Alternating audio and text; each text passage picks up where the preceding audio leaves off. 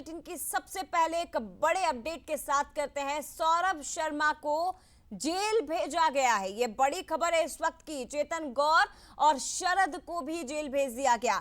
RTO घोटाला मामले में तीनों आरोपी जिन्हें आज कोर्ट में पेश किया गया था, कोर्ट ने 6 दिन की रिमांड पर भेजा था। 6 दिन तक तीनों से पूछताछ हुई और अब तीनों को जेल भेजा गया है। 28 जनवरी को तीनों को गिरफ्तार किया गया था।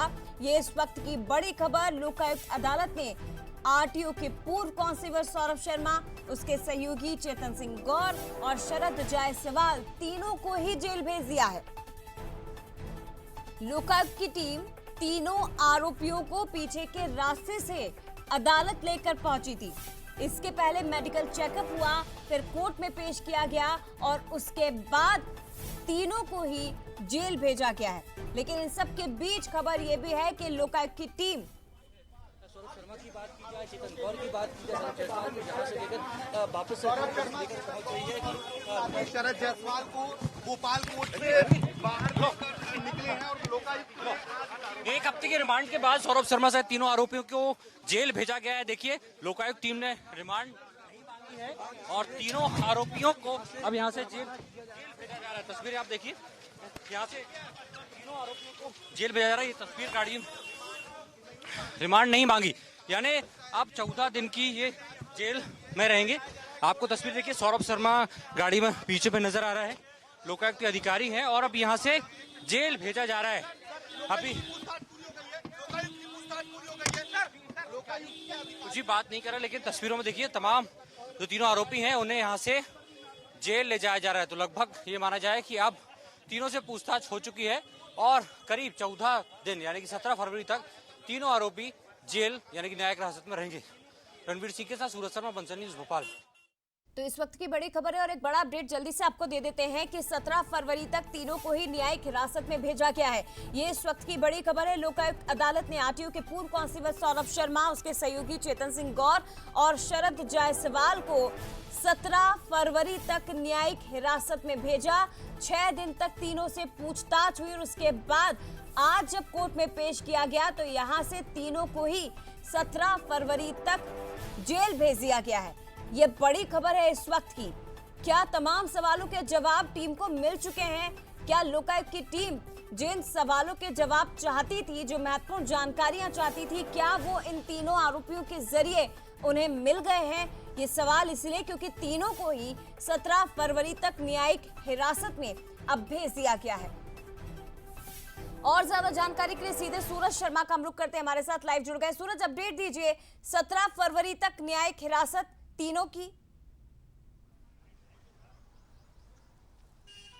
देखिए, बिल्कुल बेसब्री से लोकायुक्त पूछताछ कर रही थी और एक हफ्ते की रिमांड के बाद अब न्याय कोर्ट में पेश किया था, जहां पर न्यायिक जो पुलिस रिमांड है वो लोकायुक्त ने नहीं मांगी और उसके बाद कोर्ट ने 14 फरवरी यानी कि 14 दिन यानी 17 फरवरी तक तीनों को न्यायिक हिरासत में भेज दिया, यानी कि जेल भेजा है। अब माना जा रहा है कि अब बहुत जल्द ईडी के वकील भी आज कोर्ट रूम में मौजूद थे, तो माना जा रहा है आने वाले समय पूछताछ के लिए ईडी भी अब कोर्ट से परमिशन लेकर तीनों आरोपियों को ले आ सकती है, क्योंकि मनी लॉन्ड्रिंग के तहत मामला दर्ज किया था ईडी ने और उसके तहत ही ईडी ने रेड भी की थी, चाहे सौरभ शर्मा घर हो, चेतन सिंह गौर का ऑफिस, ग्वालियर में उसके जो पैतृक घर है उसकी बात हो, या जबलपुर में उसके जो रिश्तेदार रहते हैं रोहित तिवारी, उन तमाम लोगों के यहाँ ईडी ने भी छापेमार कार्रवाई की थी। तो माना जा रहा है कि लोकायुक्त के बाद ईडी भी पूछताछ के लिए तीनों को कोर्ट से परमिशन लेकर तीनों को दिल्ली ले आ सकती है और भोपाल में भी पूछताछ करेगी। लेकिन फिलहाल बड़ी खबर यह है कि तीनों आरोपियों को न्यायिक हिरासत में भेज दिया है।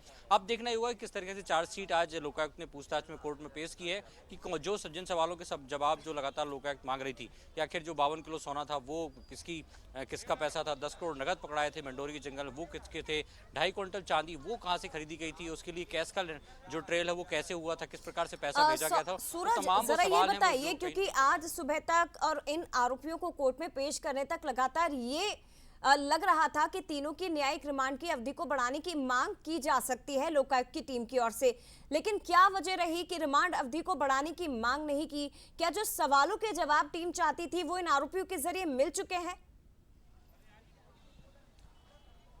देखिए फिलहाल जिस तरीके से लोकायुक्त ने जो चार्जशीट तैयार की उसके हिसाब से बाकी तमाम जो रिश्तेदार हैं उनको भी नोटिस जारी किया है। तो कहीं ना कहीं लोकायुक्त तो ये चाहती होगी कि उनके रिश्तेदारों से पूछताछ की जाए कि प्रॉपर्टी कहाँ से खरीदी, कैश कहाँ से आया, और उनके आधार पर यदि वो सौरभ का नाम लेते हैं तो आने वाले समय में जब 17 तारीख को फिर से एक बार कोर्ट में पेश किया जाएगा तो अभी भी लोकायुक्त के पास समय है, क्योंकि एक किसी भी आरोपी को 14 दिन तक रिमांड पर लिया जा सकता है। पूछताछ के लिए एक समय होता है जिसमें अभी सिर्फ 7 दिन ही लोकायुक्त ने उपयोग किया। अभी 7 दिन का समय और है, आने वाले समय में यदि कोर्ट में पेश होगी तो जब तक शायद लोकायुक्त चाहती होगी तमाम जो 17 से 18 लोग हैं, चाहे रोहित तिवारी हो, उनकी माँ हो या उनकी पत्नी ठीक है, हो, कई या लोगों को तमाम जो आरोपी रिश्तेदार। बनाया जा सकता है क्योंकि उन्हें भी नोटिस भेजा गया है। लेकिन फिलहाल बहुत धन्यवाद आपका सूरज तमाम जानकारी साझा करने के लिए।